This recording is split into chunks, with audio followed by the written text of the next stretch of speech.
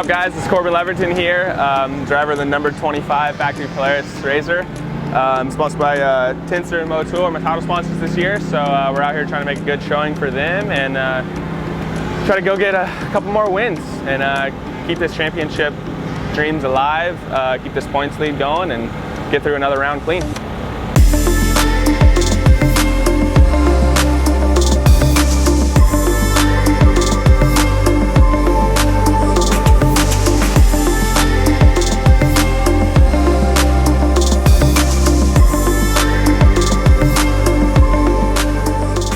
Yeah, actually, luckily I still have held on to my points lead. Started out the year with 2 wins in the first 2 rounds, and then DNF at Havasu kind of dampened my points lead a little bit, but luckily I hate to wish bad luck on anyone, but a few of the guys had a little bit of bad luck as well at Havasu, so I was able to hold on to my points lead. So like you said, I got about 7 points there, so it's really nice to be able to DNF around this early and still hold a points lead is pretty huge, honestly. It's something I've never really been able to do, but yeah, I mean, it's still early in the year, but for me, it's full championship mode, like just trying to be consistent. Obviously, I want to win every race I go to, but you can't always do that. So really, my goal is just to be on the podium every round and try to just continue to build the points lead and stay consistent as possible.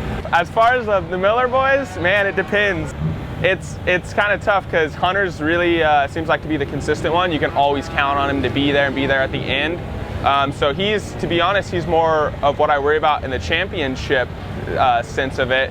Even though Cody won it last year, I feel like Cody's more of the wild card, like anytime he can win or he can break or anything. So he's definitely, I feel like sometimes he can be quicker than Hunter maybe, but Hunter is, to me, usually more consistent. So personally, I worry about the guy that's consistently always there more, like Hunter.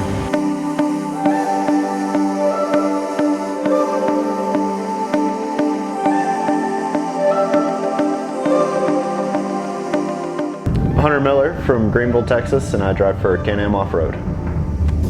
Yeah, no, I guess you could say we've got a little bit of a rivalry going with the Polaris guys. You know, when Cody and I came to this series was pretty much completely dominated by Polaris.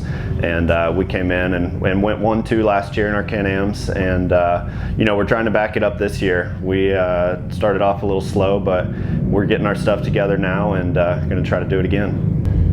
You know, this series is so hard on equipment that, you know, you make one little mistake and stuff breaks. You know, it can happen to anybody. You know, I wouldn't say it's any one thing. We have plenty of testing time. We've been running the same basic components and setup for the last couple of years. So our cars are dialed. It's just, you know, it's racing. Stuff happens.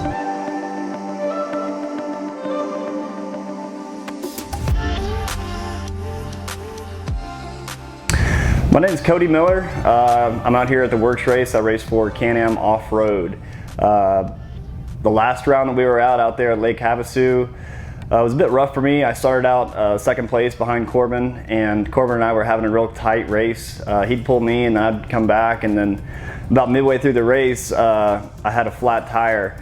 The rocks out there at Havasu are really hard on wheels, and so I had a wheel get ripped up to the point that it popped all the tire balls. It's always been my strategy in the past to drive a little bit conservative, and that's what's won me 10+ championships throughout my career. And that's what I did last year. I only won like maybe 2 races last year, but I won the championship with a landslide in points. But this year I've pretty much just been going for broke, and it seems like championships aren't quite as important as what they used to be. Now it's really all about the big show. So we just we go out there and kind of go for broke these days. Like if I'm not gonna win, I'm probably gonna break something, because I'm gonna give it everything it's got and going for the top of the box every time. Yeah, Hagsman's he's kind of like slowly bringing the pace up the whole time since last year. He's like just getting faster every single time. Not saying he didn't start out fast, but whenever we got out here, I think we kind of changed it up a little bit as far as the pace that everybody was running. But certainly Hagsman's right there, and I don't know. I think definitely the 4 to watch would be Cody, Corbin, Hunter, and myself. We're all in it to win it.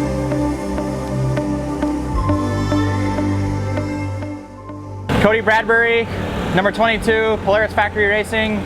We have Method, Tensor, Motul, Rigid, those are a couple of the big ones this year, you know, along with Holtz, Walker, those guys from last year. So 2020, we're here at Mesquite, we're ready to get it done. It's been a year. I've had a couple rough ones. Was leading at Prim. Luckily Corbin was able to get the win there, had a mechanical with 2 laps to go. Same deal in Taft. So been a little bit of a rough year getting things started, kind of restructuring my season to do a lot of testing for Corbin and try to help him out. I'm kind of out of it for points, so obviously I want to win.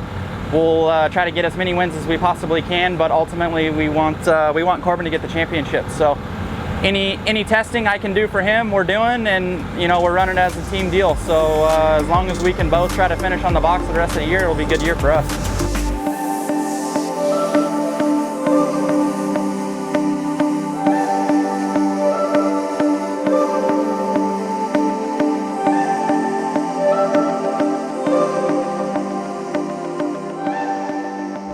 Feeling good. Had a little rough race yesterday.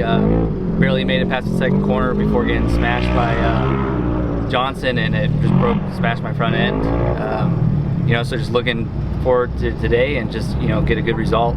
Maybe got to be a little more aggressive out there. So it's gonna be a rough race, but I'm ready to get some redemption today. Yeah, the track's gonna be dusty. I mean, the whole shot's gonna be very, very important. I think everyone knows that, and that's why it's so cutthroat in the first couple corners, because you come out of the motocross track out front, you got a good chance of getting a pretty big gap. It's dusty, rough, it's hard to see, and you know, but everyone's dealing with the same thing, so we just deal with our conditions and we go race.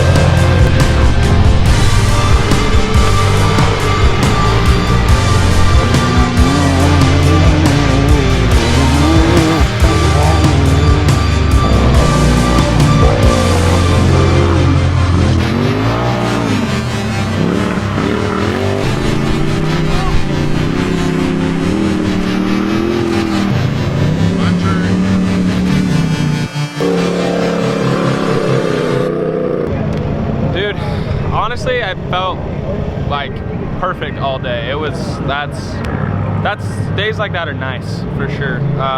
The start, I wasn't quite, my whole shot streak ended, but man, I got right out right behind Davey, ran him clean for the first few turns right there, and kind of just made a quick little aggressive move before we got out to the sand in the dust, because I knew once we got out there, whoever was in front was gonna get a big gap from that dust. So pushed hard right in the beginning there to get Hagsma, and luckily was able to make a pass on him, and from there it was really smooth sailing. This factory Polaris Racer was just dialed all day. I was just pretty much just trying to bring her home from a few laps in, kind of put my push on the first few laps, try to get my gap, and luckily we were able to cross the checkers #1, so it's nice to be back. Sure. Thanks, man. Congratulations. Thank you. The track was rough, but we got off to a great start. Got the whole shot, and you know, Corbin was he was on one today. I just didn't have the speed. He passed me, and we got out into the stuff and just dusted me out, and just kept pulling. You know, throughout the whole race, he just kept making the gap bigger and bigger. And at that point, I saw like people were braking, and you know, I just backed her down and tried to get her to the finish. I knew, you know, I could end up on the podium, and we took home second place. What do you think was the most hardest part of the track? Oh man, the back part is so silty and rough and square edge, and you can't even see the holes until you're, you know, bouncing off the track. I think that's what everyone struggles today. We see a lot of broken tie rods and A-arms and stuff like that, because you know, we're going really fast, you can't even see them, and all of a sudden you're just bucked around. It was pretty gnarly out there. The track was absolutely brutal. It was pretty hot, but we got off the line in third place on the third rail. We just started picking people off from there, past Piplik, past Cody Bradbury, and then we just kept charging from there. I knew I had to set a good pace to be able to keep up with the lead pack, but after seeing people just drop down, a lot of broken cars out there, so I conserved a little bit to save the belt, to save the car, and then at the end I got some radio information, you know, where I need to be at, how to catch up to the podium spot. So on the very last couple laps, I started putting a charge in, started picking people off, and I ended up third, missed second by 3 seconds, I believe. But the Polaris Racer handled amazing. I can't believe what these cars are capable of. I beat the ever-living, you know, out of it, and it just handled it amazing. You know, we're in the stock Turbo S, few upgrades that we did. Fatal Motorsports backed us this year, so we dialed it in. So we're going to really try to push hard for the next couple races, and hopefully Polaris will, you know, take some notes, and hopefully we'll be having some fancy stickers for next year.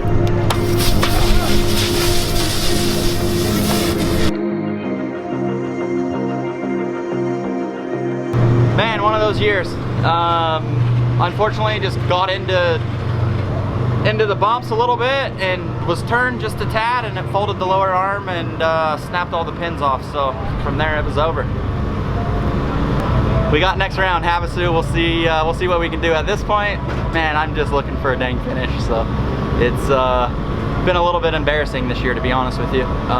Corbin's putting the hurt to everyone, and I'm pumped for him, but I'd definitely like to be there trying to get some of that as well. I fucked up. You don't like the car or what? That's the end of that, huh? You know, it's a disappointing race. I was feeling great. I got into third when Cody had a little problem, and I was caught up to second, but the dust was just wide out, you know. Felt like I was a little faster than second, and was doing my best to stay as close as I could in the dust, because I knew once we get to the motocross track I would possibly have the opportunity to make a move, but I screwed up. You know, I was in some whiteout dust and going through a pretty rough section, and just clipped a telephone pole that was cut off at about 4 foot, and you know, took the front end out. So way it goes. That's why they call it racing, not winning, and you know, be ready for the next one. Thanks, man. Appreciate your time. All right, well, I started out in the front row, started out in third place behind Corbin and David Hagsma. Corbin got around Hagsma pretty quick, and I was anxious to get around Hagsma as well. I didn't want Corbin to get a big lead on us. As soon as we hit the dusty section, I threw it into a corner, you know, trying to stay ahead of Hagsma's dust, and I hit a square edge, and it kind of tweaked the front end a little bit. And so after that, it wasn't quite going straight, but I felt like it was still solid. So I hit like 2 more corners after that, and the car just shot off the track. And as soon as I, got out and looked at it, it was TKO'd. So I just had to get out and hook her car, brought me back here to the pits, and It was disappointing once I got back here, saw that Hunter wasn't coming around either, and basically the exact same thing happened to him. He was behind Davey as well, and in the dust, couldn't see. There was a pretty big telephone pole right on the side of the track. Hunter clipped it, ripped his front end off. So neither one of our cars have all 4 tires right now, but we're safe and we'll be headed into the next round with our heads high.